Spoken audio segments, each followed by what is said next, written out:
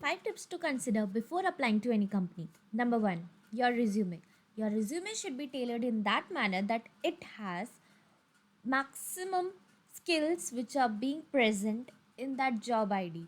Then only you are having higher chances for getting your resume selected at that company.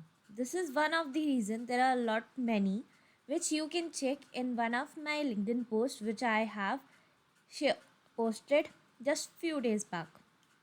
Number 2, your coding profile. Basically, your coding profile plays one of the most important role if you are applying for SD roles. Number 3, your projects. Your projects should be unique in that manner that it get you selected. Number 4, are you really ready for your online assessments? If yes, then you are good to go. Then, are you really ready for your interviews? If yes, then good to go. I'll be making more depth video for both of the last two, so stay tuned for the same and follow for more. Thank you.